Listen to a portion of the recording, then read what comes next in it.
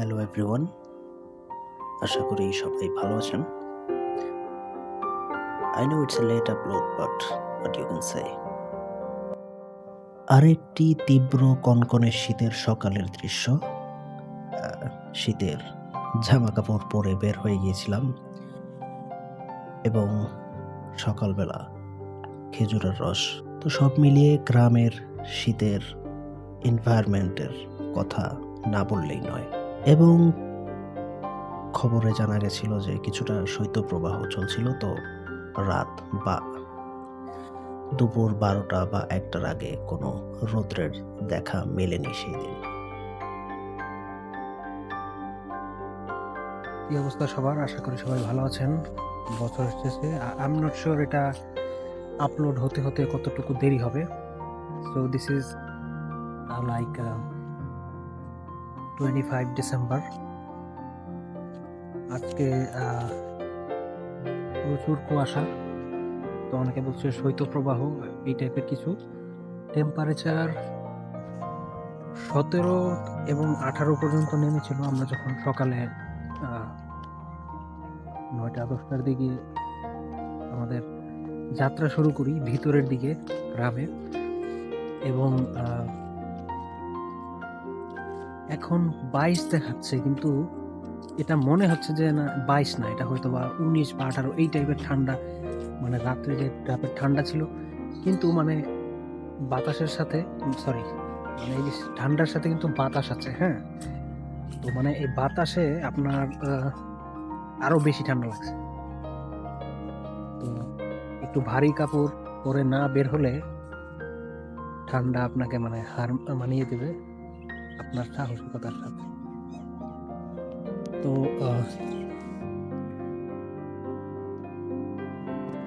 তো গ্রামে আপনার আসলে অনেক কিছু এক্সপিরিয়েন্স করা হয়। ওই সাইডে আমার ফ্রেন্ডরা আপনার ওই খেজুরের রস আহরণ করছে, তারা প্রত্যেকটা গাছে গাছে গিয়ে মানে তাদের কাজ করছে, এবং আমি এখানে আসছি একটু মানে এক্সপ্লোর করতে। তো এখন কথা হচ্ছে যে আমরা যেতে পারবো কিনা। আমরা লাঞ্চ শেষ করে আবার রওনা দিব ভিতরের দিকে, এবং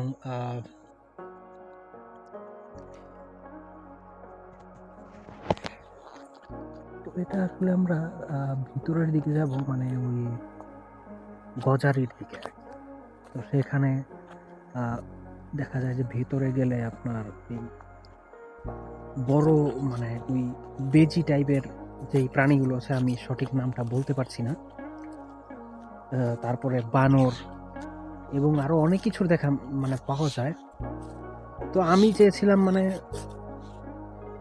আসলে একা যাওয়াটা ওইরকম সেফ না, এটা মানে একটু চিন্তা করে দেখলে তাই তাই জন্য মানে সাথে ফ্রেন্ডসরা যদি থাকে, কোনো বিপদ আপদ হলে মানে তারা মানে ইয়া করতে পারে আর কি। ওই তো যাই হোক, তো আজকে কিন্তু মানে আমি যখন ওই সাইড দিয়ে আসছিলাম আজকে কতটা ক্যামেরাও অনেক ডার্ক দেখাচ্ছে, তো প্রচুর ঠান্ডা, হ্যাঁ। ঠান্ডা, কুয়াশাচ্ছন্ন, মানে এই দিকের মাটি একটু মানে শক্ত আছে, কিন্তু ওই দিকের মাটি মানে একদম আমি মানে স্লিপ করেছিলাম। মানে একদম প্যান্ট একদম কাদায় ভরে গেছিল। তো I hope that doesn't happen again. তো আপনারা শীতকালে খেজুরের রস কেমন খাচ্ছেন, মানে বা পান করছেন, যেটাই বলি না কেন। তো এখানেও ওইরকম একটা ইয়ে আছে। তো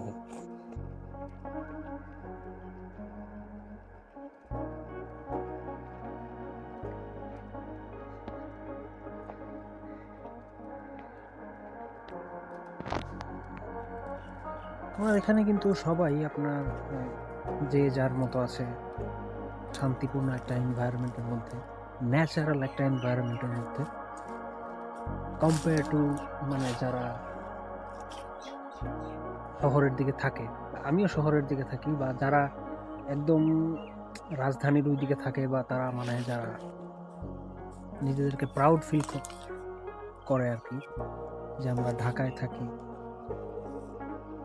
সেই কম্প্যারিজনে তাদের লাইফস্টাইল, তাদের কার্যকলাপ এবং তাদের কথাবার্তা সব কিছুর দিক থেকে কিন্তু গ্রামের মানুষরা মোটামুটি এগিয়ে। তারা প্রিটেন্ড করবে যে তারা শান্তিতে আছে, হ্যাঁ, তাদের লাক্সারিয়াস লাইফস্টাইল, গ্যাজেটস, গাড়ি, কিন্তু তারা যেই ট্রামার মধ্যে থাকে বা তাদের সামনে যারা যায় তাদেরকে যে ট্রামার মধ্যে তারা ফেলে বা ফেলার চেষ্টা করে, সেই কম্প্যারিজনে গ্রাম, ভিলেজ 100% বেটার, 1000 টাইম বেটার। আমি সবসময় বলবো। হ্যাঁ, অবশ্যই সব গ্রামে এক না, এটা আমিও মানে একমত হব আপনাদের সাথে। অনেক গ্রামেরই মানে নাম বলতে চাই না, দূর দূরান্তে অনেক গ্রাম আছে, আমরা খবরে দেখতে পাই যে মারামারি হয়, কাটাকাটি হয়, অল্প কিছু বাক বিদনটা নিয়ে অটো ড্রাইভারের সাথে মানে মারামারি নিয়ে পুরো গ্রাম মারামারি লেগে যায়। এটা অনেক জায়গায় হয়। এটা যে এক জায়গায় হয় তা না, 2-3টা জায়গায় হয়। নাম বললে চাকরি থাকবে না, আমি নাম বলবো না। তবে মোট কথা হচ্ছে যে শান্তিতে থাকা। তো ওইটাই আর কি, যে পৃথিবী মানুষ, আমি যতটুকু শুনেছি 10% মাথার ব্রেন ইউজ করে। আপনার এত কিছু মানে এত উন্নতি করেছে, কিন্তু তারা কিন্তু মানে শান্তিতে কিভাবে থাকতে হয় এটা মানে এই পর্যন্ত মানে বুদ্ধি খাটিয়ে বা তারা আদৌ কি শান্তিতে থাকতে চায় কি না পৃথিবীর কিছু মানুষ। তো ওই তর্কে আর না যাই। তো আমি চেয়েছিলাম গজারের ভিতরে এক্সপ্লোর করতে, তো সেটা চেষ্টা করছি এখনো ওইদিকে যাওয়া। তো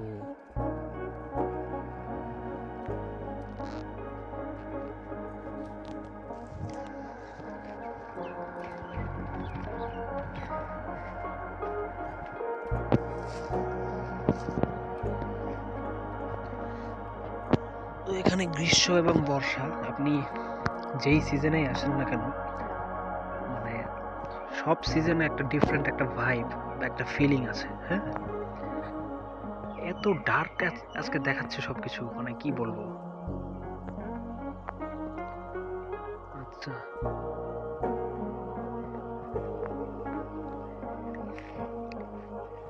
সাম এক্সপোজার প্রবলেম, বাট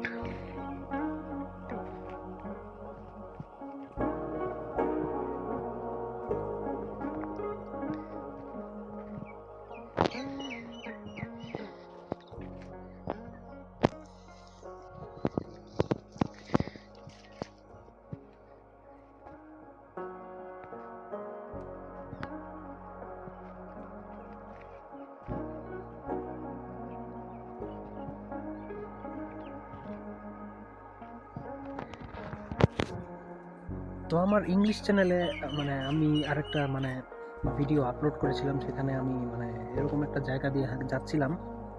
তো সেখানে এরকম গাছের উপরে আপনার বড় একটা পাখির বাসা দেখতে পাই।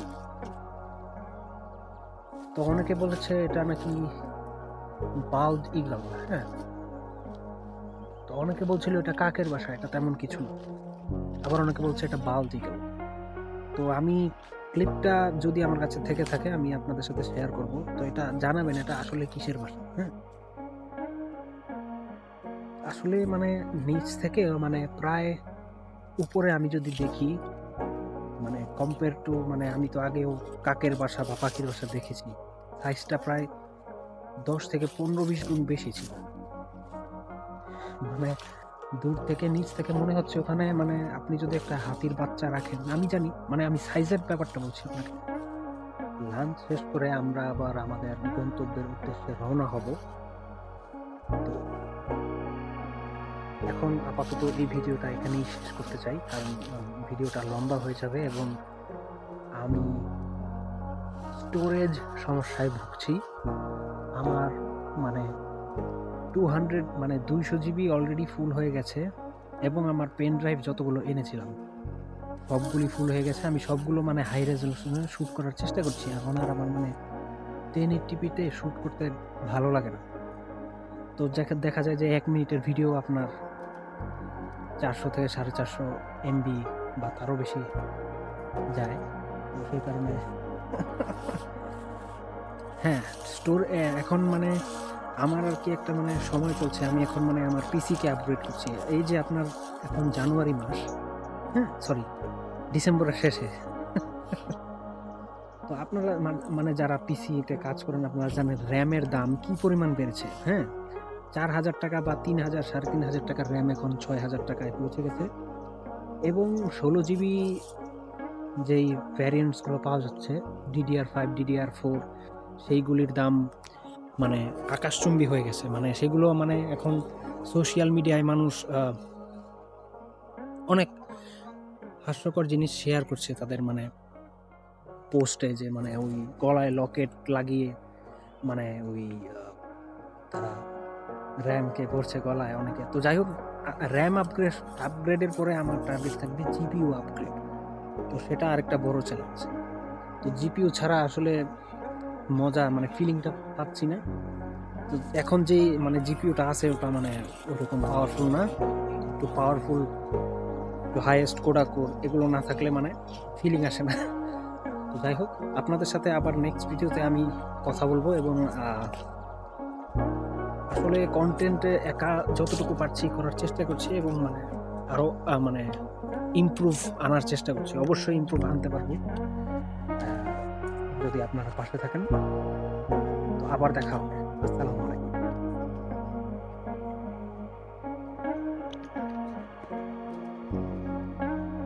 আসলে সত্যি কথা বলতে অ্যাজ এ হিউম্যান বিং আমাদের কোনো রিসিট বাটন নেই যেটা প্রেস করে আমরা আমাদের